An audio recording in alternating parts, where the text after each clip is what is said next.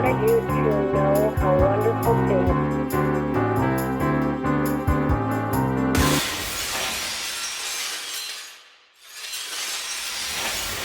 This is the Loud family, UnShattered.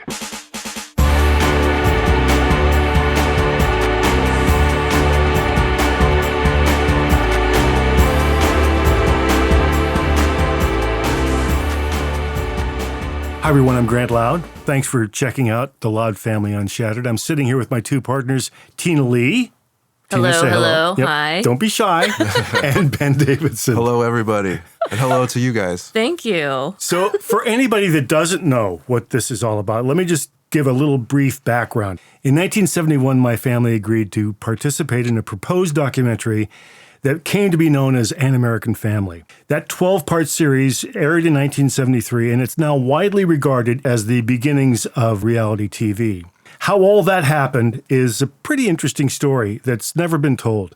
And so I've gathered together with Teen and Ben, and you'll meet the rest of my family in a few minutes. But we're going to talk a little bit about that experience and why we haven't really spoken about it in the last 50 years. Yeah, we're excited to hear more about that and be a part of these conversations. I'll be moderating them, so you'll be hearing my voice a little bit more. To your point, Grant, what was An American Family for people who are not as familiar 50 years ago was quite a big deal. You guys got 10 million-ish weekly viewers, right? It was everywhere, too. Everywhere, it was the subject of New Yorker cartoons. It was the late-night talk shows. Yeah. It was on the cover of various magazines of the day. So it was very much a huge part of the conversation for that winter and spring of 1973. Why did it become such a big headline maker of the day?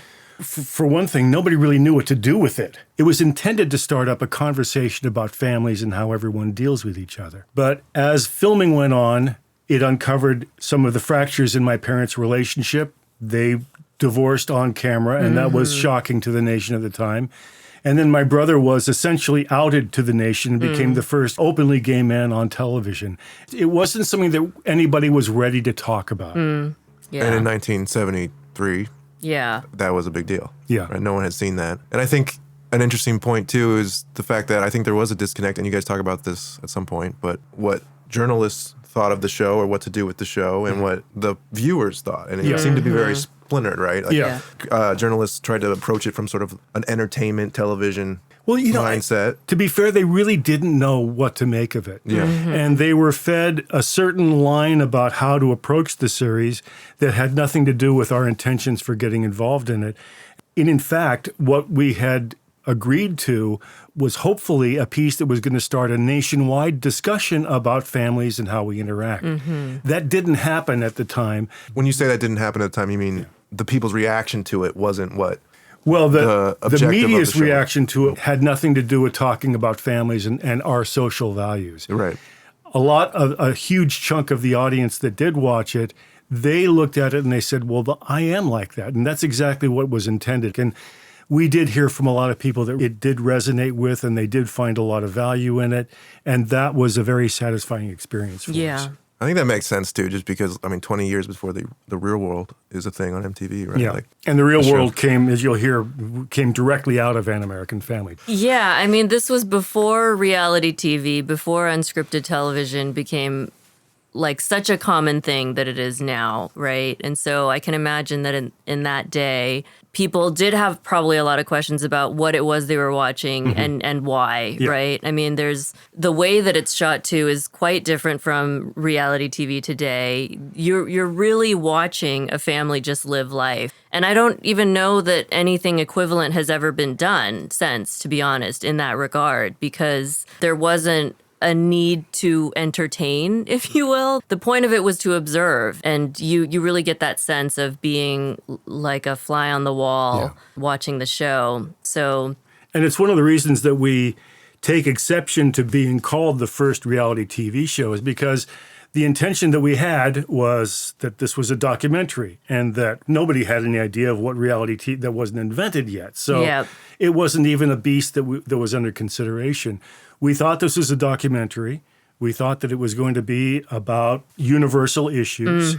We did not do it for profit or fame. We did it because it was part of a social experiment that was being taken on by this producer named Craig Gilbert, who had a lot of success, and we felt that he had a vision that was worthwhile us participating in. Yeah. We talk about this some in this first episode, and I think throughout these conversations, you do definitely get a sense that this was a totally new idea and no one really knew what they were doing, right? Yeah, and that became a problem as it went on. But at the time, we just placed our trust in this person because he had this really clear vision that he explained to us anyway about what he was trying to achieve. And I have to just remind people that this was 1971 when they filmed, 1973 when it came out. At that time, we had just gotten through this huge social upheaval in the 60s, the Vietnam War, the culture of drugs. Summer of Love. Yeah, Summer of Love. All this stuff was happening. And none of the people that were having families, I don't think, were really prepared to answer to the demands of a new society. And that's what was frightening a lot of people and confusing a lot of people. So it seemed to be the right time to do this kind of thing. It seemed like a kooky, wild experiment, just so crazy it just might work kind of a thing. And it just seemed a natural thing for us to be able to participate in. So we jumped in. Yeah, and the show did end up getting a bunch of accolades. It's on TV Guide's top 50 shows of all time. And so despite, the newness of the idea, the risky experiment and unknown terrain that you guys were all entering, it was successful as a piece of art, I think, that came out at the other end of it. And I say this as somebody who's watched it 50 years later. Literally, I watched it just in the fall for the first time, and it's moving as a piece of film and unique. But at the time, I'm sure it was really crazy for you guys to have been the subject of what became like a big media blitz, and we'll talk more about that in later conversations. One of the most important parts about this first conversation is that when this came out, we were faced with two questions from just about everybody. How did they choose you, and why did you do it? And as many times as we answered that question, nobody ever actually reported it. Nobody wrote about it. Nobody said anything about it. And that's part of the reason that we pretty quickly stopped answering the call of the media, because no matter what we would say, they would continue to just follow the line that they had already established. Nobody really broke out of that. And so we just kind of got tired feeding this machine, and we went silent. And I think a lot of people thought that we had become hermits, or we were angry, or that there was some kind of bad feeling about it. But in fact, it was just, we were tired of playing. It was just a game that we weren't interested in playing. So we backed out. I was going to say, so now you have your family together and you've decided to do this podcast. Can you tell us why this format and this time? Like, why do you feel the time is now to finally speak about it? Whenever American Family does come out, whatever incarnation it takes, it does periodically arise again. And when it does, it comes to our doorsteps. It comes to our lives. It comes to our jobs. And we realized that we've never really had a conversation amongst ourselves about what the experience was like. And so rather than me just writing down, a history of what the show was, it was important to me that we get together with my brother and two sisters. We're the four surviving members of the family. My mom and dad and Lance have all passed on. But we wanted to make sure and get their voices together and have an exchange about what was going on with each one of us as filming was going on, as post-production was going on, and then what happened as soon as it premiered and began to air. Yeah. And I think that's one of the most interesting parts about this whole thing is all of the things that you as siblings didn't really know, and all the different perspectives that you have, and the surprises that you have with each other of what they felt about a certain situation or that they didn't know what was going on. I think that's really cool. Yeah. In this first conversation, I really think it's interesting because we go back to the beginning of, how this series was pitched to you guys, to your point, why you decided to do it. And we hope you guys enjoy episode 1 of The Loud Family UnShattered. I just want to say one thing for listeners. You're going to jump into the deep end here, okay? It's true. There's a lot to get into. My brother and sisters and I don't talk about this very often. We don't talk about it at all unless it comes up. And there's a lot of stuff that we haven't shared with each other that we're discovering. But once we get going, baby, hang on, because there's a lot that happens. We're wading deep waters here. So I hope you enjoy it. I hope you get a kick out of meeting the rest of my family. We have a really strong bond. And I think a lot of that came about because of what we went through together 51 years ago. So, Ben, how can people respond if they have any reactions? I'm very glad you asked me that question. For anyone who wants to leave any questions or comments, please follow us on Facebook at The Loud Family and on Instagram at Loud Family UnShattered. And if you like this, please tell your friends and family. There's some good stuff coming, guys. Let's get into it. Let's bring them in. Enjoy. If it gives you joy, it gives you joy. And you don't have to explain it. It gives you joy. And you don't have to. Let's talk about who's sitting here at the table. Yeah. So we have got 4 of the original 7. We call ourselves the extras. You know that, The right? extras of the Loud marquee family. names, rest in peace, Mom, Dad, and Lance, Yes. are all gone. But the extras are here. The extras. And we were paying attention during those days, too. So we got some stuff to say. Proudly call ourselves extras. Yes. Well, don't sell yourselves short, guys. You were We're just loud. as much Louds as they were. We're loud and proud extras. Love it. Love it. Okay, well, quick intros. Yeah. Grant, you want to start? Sure, I can get going. I'm Grant Loud. I'm the archetypal middle child of an American family. People should know that my acne cleared up. I've gotten a haircut. Sadly, I've also gotten very old in the process, which kind of sucks, but there it is. The hair, the iconic hair. Yes, and although I still have a hand in music as a hobbyist, I am no longer annoying the general public. Wonderful. Thank you, Grant. Mm-hmm. I'm Delilah. I am the 4th in line behind the boys, Lance, Kevin, and Grant. And I live in Los Angeles. I retired from the television business about 9 years ago. And I'm very actively involved in an animal welfare nonprofit organization called the Rescue Train. And I divide my time between here and the desert. Love it. And my name is Michele Loud, and I'm the youngest of the family. And I'm still currently employed in the fashion industry, so it's great to be here. Great to have you. And then last but definitely not least, Kevin. So yes, I'm Kevin. I'm the second oldest. I was gone for most of An American Family. I went over to the South Seas on business for Dad. Right now I'm down in Jackson, Mississippi, of all places, and I'm running a virtual reality company.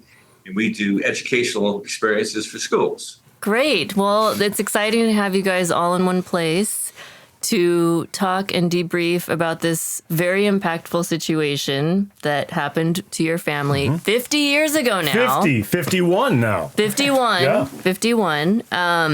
So what, for the listener out there who is not aware of the phenomenon of An American Family back in 1973, what was An American Family, if you could just say it in your own words? It was the brainchild of a producer named Craig Gilbert, who felt that if he followed a family long enough, that certain truths would emerge about how we all interact with each other. And it filmed over 7 months in 1971 and was released in January of 1973. And one of the things that they like to remind everybody is what was on television at the time. There was no real reference to real families. There was My Three Sons. What else was on? There was like the Brady Bunch, I think, was on. But we kept getting compared to like Father Knows Best and the Donna Reed Show and those, So the point I think that they were trying to make was that this is what a real family is like. And that's why we decided to do it, because we're like, we'll do a couple of weeks and then they're going to go and film another family. And we did not ever think that we were a typical American family. Mm-hmm. Yeah. And also, just to kind of clarify, it was an experimental film documentary the reality genre did not exist in the world in the 70s. So there's a lot of crossover with the power of reality television today to try and kind of understand what was this 51 years ago, but it really wasn't a film documentary. And if he had sold it to us as a reality television type program, we would not have been involved in it. We would not have done it. Yeah, yeah. So we'll get a little bit more into the actual pitch and what you were signing up to do at the time, but I'm curious. So it's been 50 years since the show aired, and I'm curious what motivated you all to talk about it now. You go, Kev. What motivated me to talk about it right now? You guys wanted to talk about it. Against your better judgment. I had no motivation to talk about it. I had a wonderful time with American Family 51 years ago, and 51 years have passed, and so I hardly remember it. Just remembered I had a very good time during the whole thing. At the time the original show came out, the reaction to it in the press was very emotional for us and very difficult. And we started to go on the charm offensive of trying to talk to people, show them that we weren't the horrible people that everyone was describing in the papers and in the reviews. And, we kept getting, we'd sit down with people like Dick Cavett and say, you guys are really actually pretty nice. I'm kind of surprised, and they were shocked. But we'd do that, and then we'd read the next day, and it was essentially the same experience and the same kind of content that had been coming out. And at a certain point, we didn't withdraw from the public. It's just that we weren't moving the needle, and we didn't want to keep the ball in the air. And all we were doing was providing more and more publicity and promotion for PBS, which we weren't particularly interested in doing. Well, I think we responded to the naivety way with the whole thing. We just didn't understand the business. I mean, they filmed the show, and I think they got back to New York, and happy stories don't sell. Train wrecks sell. And so they got a marketing group together, and they decided to make this seem very strange to get people to watch the whole thing. And I always say, if they'd sat down with us and told us what they were going to do beforehand, I think that we would have responded better. But it was kind of a betrayal, because when they're out filming it, they're out saying, "Oh, you guys are great. You're so witty, so smart," and not necessarily believing it, but it's nice to hear. But then they go back and come out with all this negative publicity. It really felt like a tremendous betrayal is what it did. Yeah. And that's why I think we responded so negatively towards the whole thing. And to just circle back, to Kevin's point there, this one of the reasons we were motivated to speak now is that we've been approached by many different production companies and individuals to tell our side of the story from their perspective. And we just felt like we could not own our voice. So this gives us the platform for us to do that and set the record straight and our legacy. We just don't trust anybody with the story anymore. So this platform allows us to speak directly to fans of the show that still remember it, and that it really did impact, and people that did find a lot of value in it.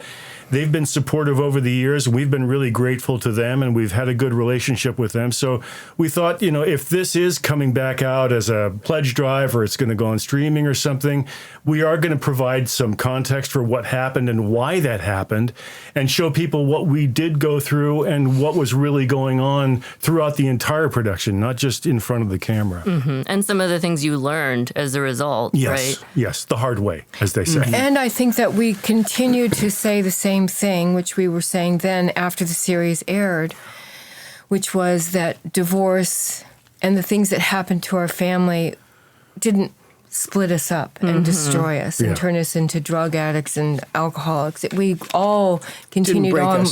It didn't break us. We all continued on with our lives.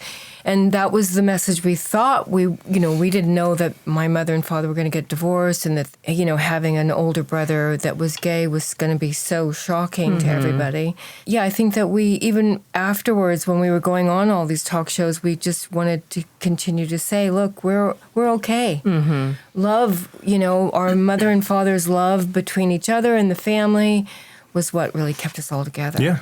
Yeah, I think that's a big point, Michelle, on the whole thing, because it's the symmetry of An American Family that I think is interesting, in that we start off. I think a lot of people thought we were rich, but we weren't that rich. But we were living a very comfortable life, And then we go through this incredible experience with brother coming out gay and with the folks getting divorced. And it's all exposed on nationwide TV. We went through the eye of the storm and we came out essentially the same way we went in. Yeah. We were all very, very supportive of one another. We were all very loving. I think mom and dad's relationship through the divorce came out better. They seemed closer friends after they got divorced than before.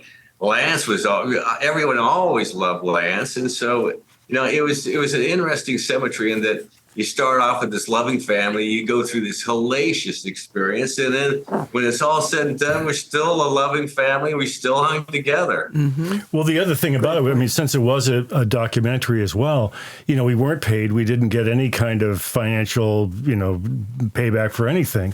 And so when it came out, we had to get on and find a job and keep moving on with whatever we were intending to do. Well, and that's my big criticism of WNET and PBS is that, from just a business point of view, here are these guys, they've done movies before. None of them flew. None of them worked. They do An American Family. It was off the charts, the biggest hit these guys ever had. And then when it was done, it was like... They didn't.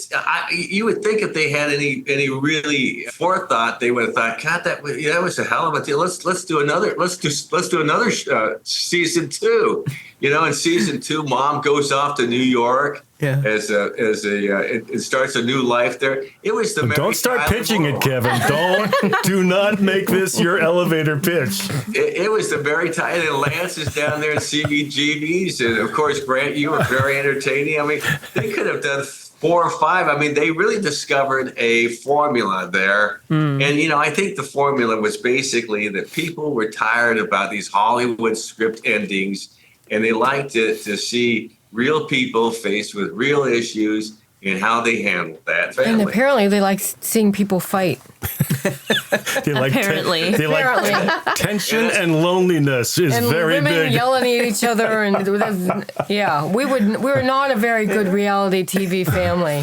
Kevin, it's a great point you bring up, and we'll talk more about some of what the actual production of this show was like, which maybe is related to why there weren't future seasons of it. But but I am curious, Grant, I think you had mentioned to me once that you guys had not talked about this together before. Is that correct? We don't sit around and talk about it. We have had various inquiries over the years. Documentarians have offered to tell this story for us. We occasionally get people calling us up for interviews.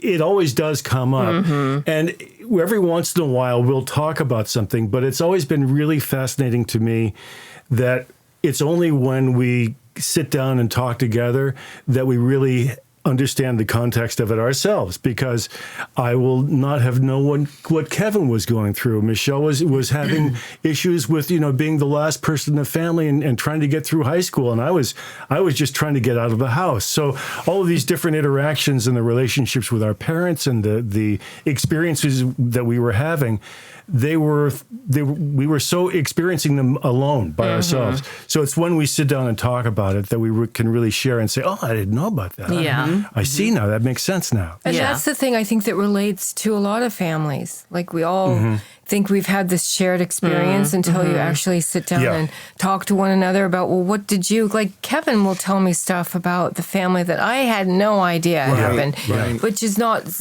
all about American Family, but it is just about people's lives in a family that we don't talk about. Yeah, for sure. Universally. So we are painfully going back over this subject. Hopefully cathartically, though, too, right? Yes. And actually, let's get into the very beginning then. So before meeting Craig, can you guys just briefly describe where was your family at that point? So before American Family, it was just like us growing up and going to school, and I couldn't pick out one day from the next. But I would say before Craig Gilbert knocked on the door, we were a house of of very active teenagers with lots of friends, a mother that welcomed everybody into the home, cooked dinners. We always had breakfast together. We always had dinner together. And then everybody would go off to school or their activity or their music or their interests. So it really, that same lifestyle was very much our family nucleus, before they started filming. Yeah. So, Yeah. You guys were And we just got- living life. We had a pretty organized family. We were all very close. I mean, we all had breakfast and dinner together. We sat down. We talked about what happened that day, what we wanted to have happen. We were very close. We were very organized. I still remember Thursday was laundry day. You had to strip your bed, take all your laundry, take it into the washing machine, and you got your laundry done on Thursday. And on the weekends, it was Grant, me, and Dad in the yard. Doing the gardening, and it was you and Michelle in Minus the house Dad. cleaning up. Dad got, I tell you, Dad really impressed the heck out of him. When that guy worked, I never saw anybody work harder than that guy. Right, I mean, he was right. a hard-working son of a gun. Yeah. So we had a very close family. yes, yes. But even then, Dad was on the road quite a bit, and he was having some curricular relationships on there. They were starting to seep into the whole thing, but we were all good. Yeah. Yeah. So then how were you introduced to Craig at first? Like, how did that happen? What were your first impressions of him? You guys are just living your family, regular life. So I was running for student body president at the time. This is always a little embarrassing for me, but I was running for student body president. And I won the primary election, and we had the runoff election.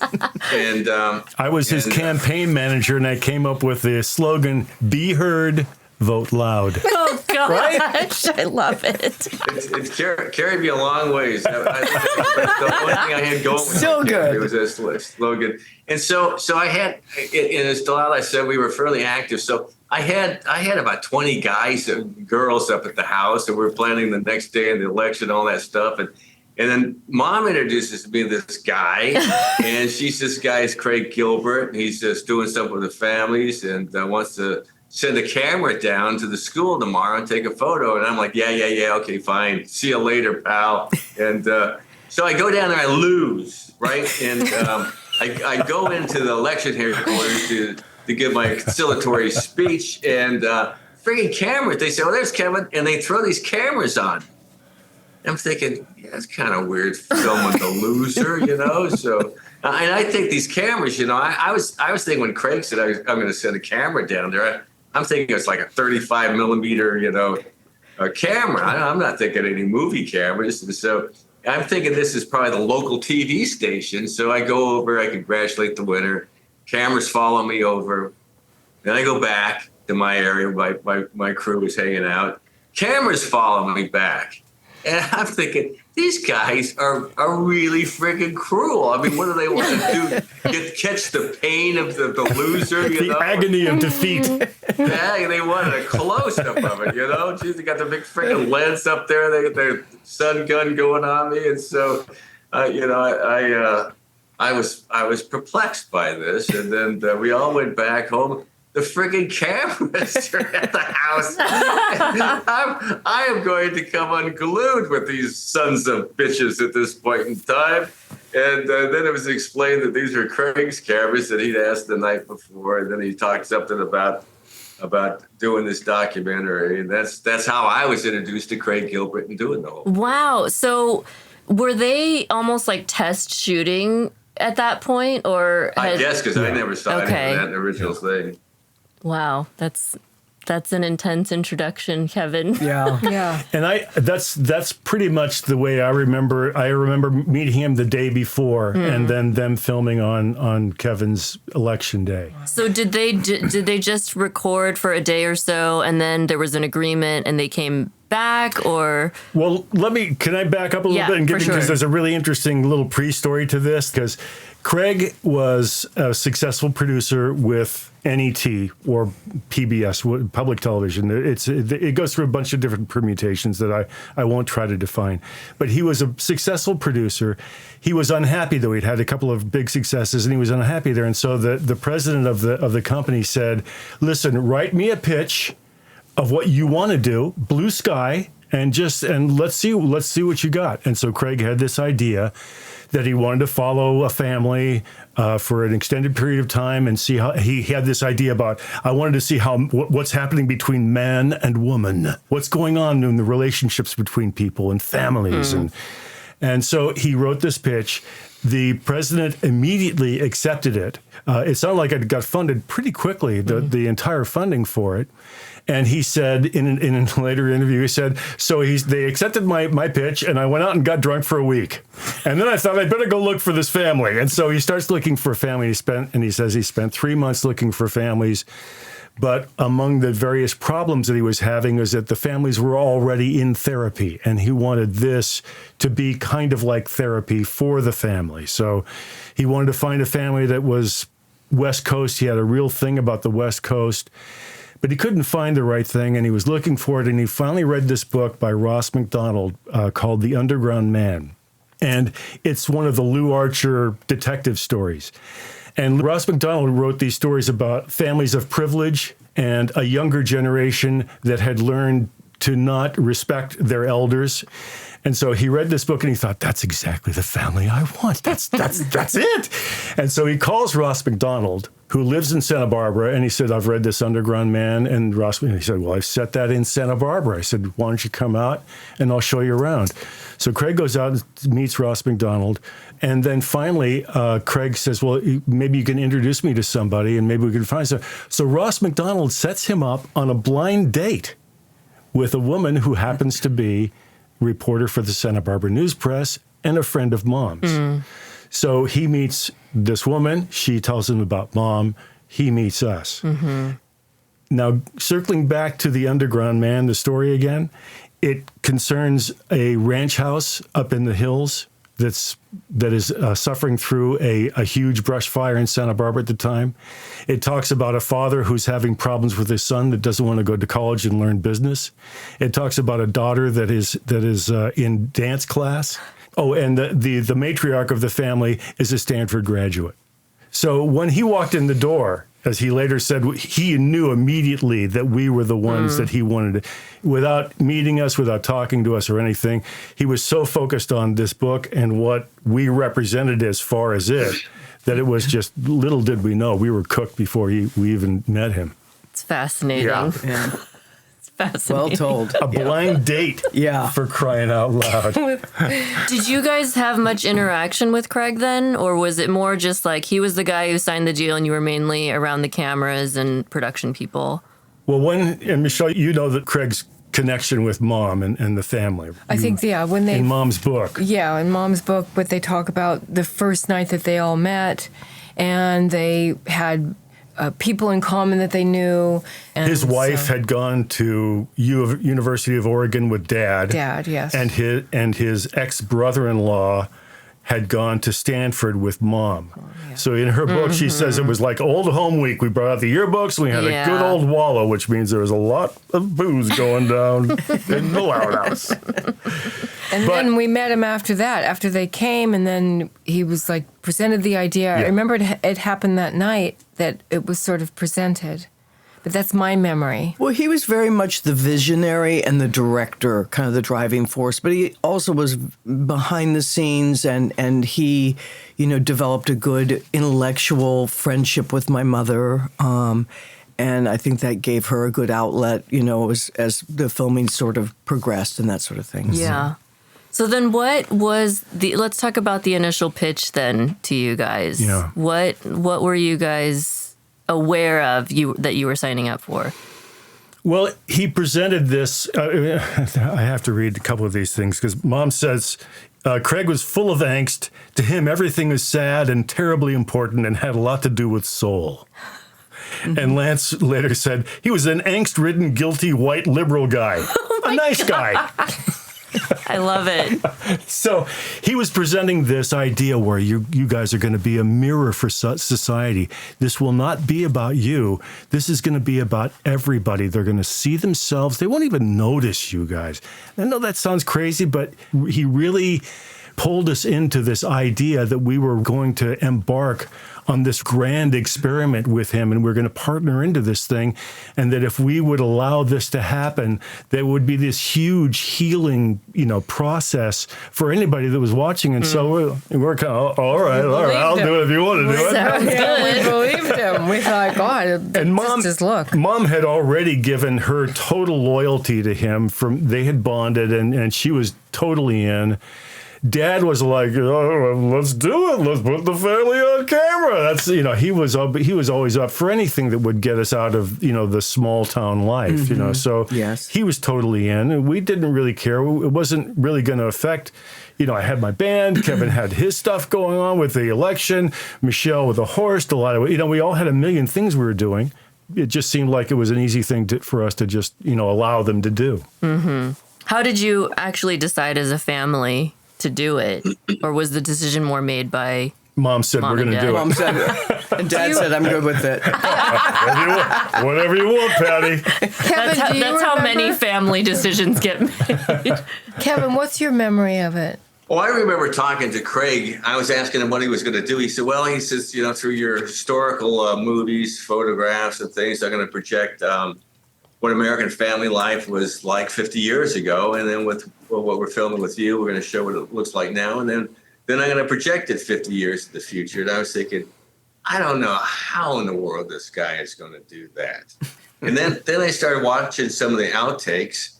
I thought, this guy is making the biggest bomb known to mankind. Yeah. Interesting. And then Mom and Dad do the divorce scene. I'm thinking, he's hit the mother lode. He's hit the mother lode. Yeah, but you look at it now, and man, we should have had a lawyer involved. We should have had a contract. We should have, it was just kind of a fun thing to do, and Mom kind of wanted to do it.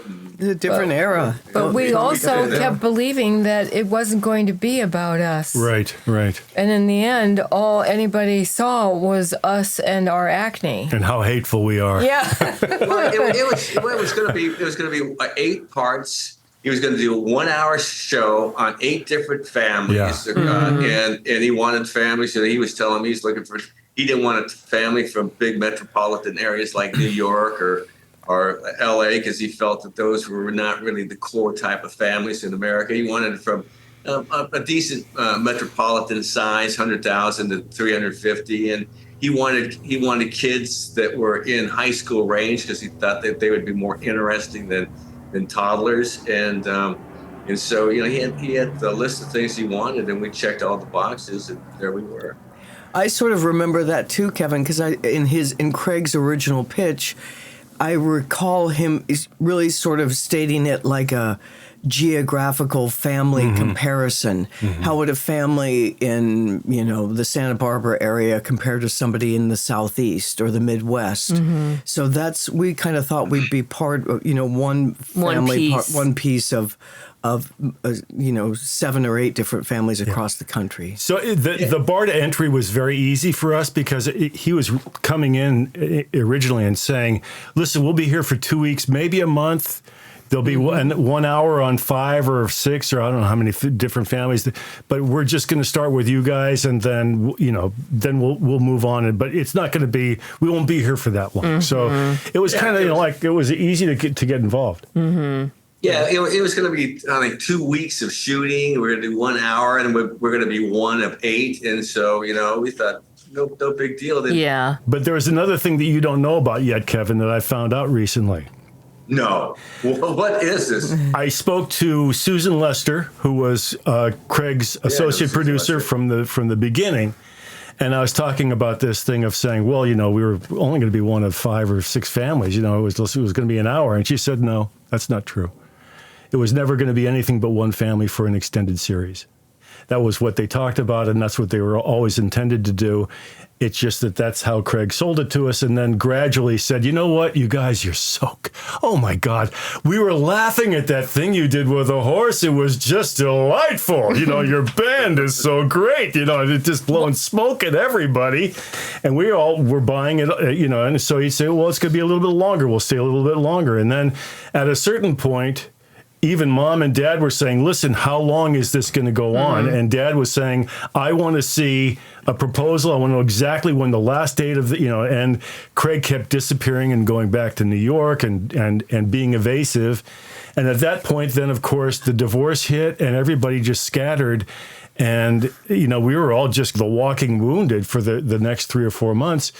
I don't really remember much of what happened after that. So it just gradually built up and it was all. But he planned from the outset just to film us. Yes, it was all. And mom and dad didn't know that. I only know that mom in her book said that he was planning 5 families for 1 hour each. So that jives with what the rest of our memory is. I don't know if he was telling us this because he was trying to create an out for himself in case it didn't work out for us.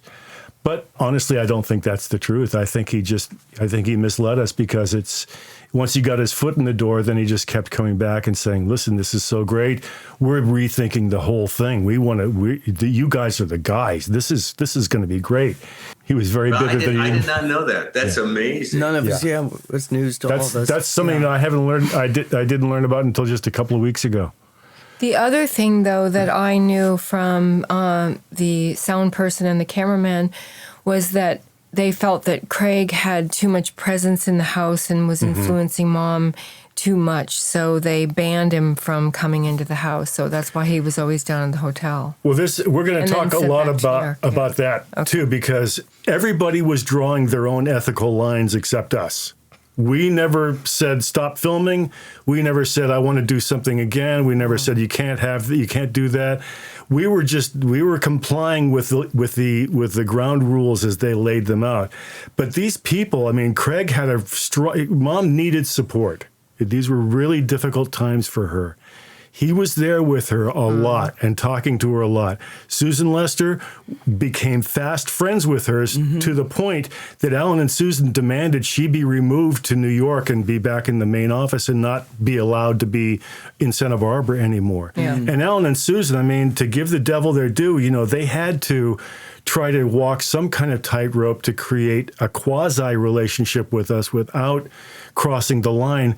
But everybody made up their own idea where the line was, and it wasn't cool. Yeah, we'll talk a lot more about some of the production tensions that arose throughout the course of the show. But I wonder, with the commitment and scope changing from, in your guys' mind, maybe 1 episode, a month of shooting, to more than that, to the point where, Kevin, you said, Craig wanted to do 16 episodes. Like, how did that transition happen then? He just came back and kind of showered you guys with praise and said, you guys are so good, we want to do more, and then we want to do more, and it just kind of kept going that way. We'll be here a little longer. We'll be here for another month. Maybe we'll be here for, who knows? This is going so great. Yeah. How did you all feel about that? Like, I don't know. Okay. Well, it was very insidious, and I think to also understand the setting, we had no idea what we were getting into. Yeah. There was no, like Kevin mentioned, we didn't have lawyers, we didn't have agents, we didn't have glam squads, we didn't have producers protecting our rights. We were just a family marching forward what we do really well. And so in the spirit of this, we made the commitment. They were still around, and we just kept pushing forward. We did what mom and dad told us to do. That was, and even dad was saying he didn't think anybody was going to watch it. In those days, they had like Sesame Street and the Forsyte Saga, right? It was like you had to have a special antenna on your house. It was PBS. Nobody's going to watch a 12-hour documentary about a family, or a 1-hour documentary. Early days of PBS. Yeah. So we didn't, again, that was a very low bar for us to it wasn't like we felt we were going to be splashed all over the front page, which, spoiler alert, happened. But we were fairly well organized and trained and had been running with mom and dad made the decisions. And so, I never really thought to come up with, I sat back and waited for them to say what they wanted to do on the whole thing. I never said, Dad, get a goddamn lawyer in here. Let's get a contract in place. let's sit down. Let's get a contract. Let's get a scope of work with these people. I didn't think that. I just sat there, waited to, okay, we're going to do 8. We're doing 12. We didn't doing know. 12. Yeah, you guys were kids. Yeah. I remember In a different Mom era. telling them that like she didn't want to do the divorce scene, going down to meet with her brother.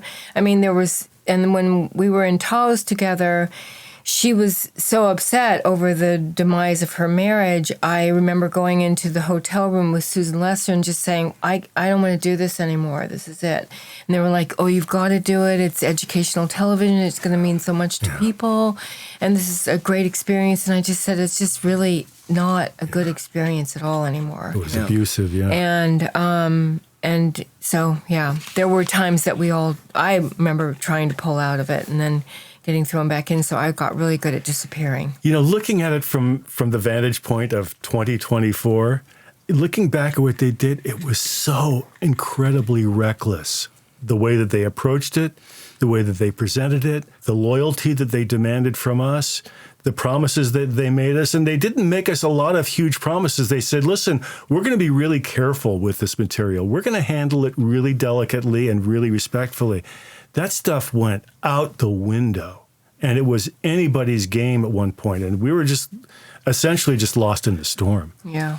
Yeah, we basically learned, and we've learned that since then by everyone else offering to do these remakes of the whole thing. We've learned the golden rule, and then the person with the gold makes all the rules. And so whoever is financing the thing is going to make the movie they want to make, regardless of our stupid opinions of it. Yeah. And they sit there these proposals that they give us. The last one, this is when we learned to do this podcast. It was the only way that we were ever going to get our voice out there, was when we sat there and their proposal, we listened to them. Number one, you can always tell that they've never really watched An American Family. Yeah.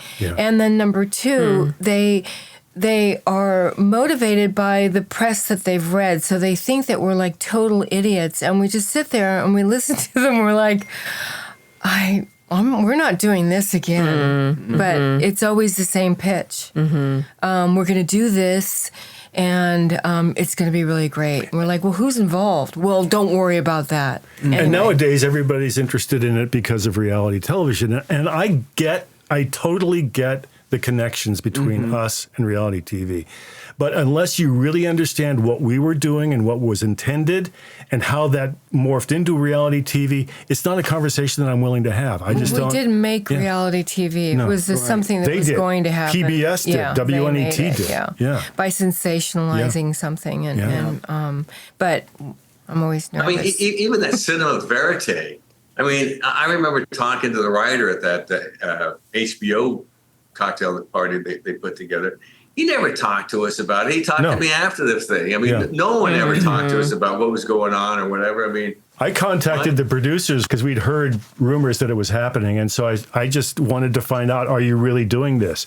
And the response I got back was very curt. Yes, we are. No, we don't want to talk to you. No, we don't need to ask your permission. And that was it.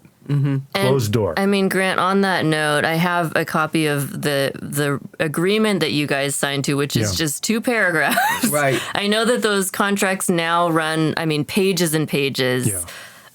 But there is an agreement that you guys signed to, probably unknowingly at that time. Well, the reason that we signed this particular release was that Craig wanted to get started real fast. Yeah. And he said, listen, but I can't roll cameras at all until I get just some agreement from you. So this is a preliminary agreement. Let's just get this signed right now. And then it was his understanding and Mom's understanding that at some point in the future, before we got too much further along, that he would have a much more detailed contract between them and us, which they didn't need, it turns out, and they didn't ask for it. Yeah. They certainly didn't. But to your point, an HBO could come in or anyone could come in and make a story about this without your permission, because in this agreement, it specifically says that you're consenting for the use of your name, likeness, voice, and biographical material about me in connection with the series, publicity, and for institutional promotional purposes. And there's language as well that says in perpetuity throughout the world. Throughout the world, guys. That's it. Yeah. So it's a pretty airtight agreement. Yes. Yes. Years later, a few things had happened, and I wanted to see if we had any power at all over our own lives, our own privacy. We weren't interested in getting a suit together or anything like that, but we just wanted to find out, can I reclaim my name? Can I have that again without somebody saying I'm going to write a movie or I'm going to write a book or I'm going to do whatever I want? So I had a friend that was involved in the movie system, and she introduced me to two big law firms that they dealt with all the time. And the first law firm was this very kind of modern place and, open architecture and steel and glass. Guy very busy with, the headset and everything. And he brought me into his office, and he sat down and he looked at that piece of paper, and he looked at it for 5 seconds, and he looked up at me and he said, "Can I make a copy of this?" I said, I've never seen wording like this in my life. And I've seen a lot of bad contracts. Yeah. And so he said, "There's nothing I can do with you. I'd love to be able to help you out, but there's nothing I can do about this." And so I took it to another place, which was a very old school kind of, oak paneled hallways and plush carpeting and big red leather club chairs and all that stuff. And that guy sat me down. He looked at it for 5 seconds, and he looked up and he said, "Those movies where the guy says, 'I'd sell my soul,' and there's a puff of smoke and the devil appears? Well, this is the piece of paper the devil's holding." Oh my God. He said, "I'm sorry. good. I'd love to be able to help you out, but I can't do anything about that." So Yeah. that's what we've been living with for 50 years. Yeah. And continue even now under the promise or threat, depending on your point of view, of having it re-released to a wider audience again here 51 years later. Mm-hmm. Well, guys, this is a good stopping point. You've signed your souls off to the devil. We're ending on the word and there's more to perpetuity. come. There's a lot more to dig into from here. We're only starting to unburden the layers. There's so much more to unpack with Lance, your parents, the divorce, all that stuff. But this is a good first conversation. Appreciate it. Gives you joy.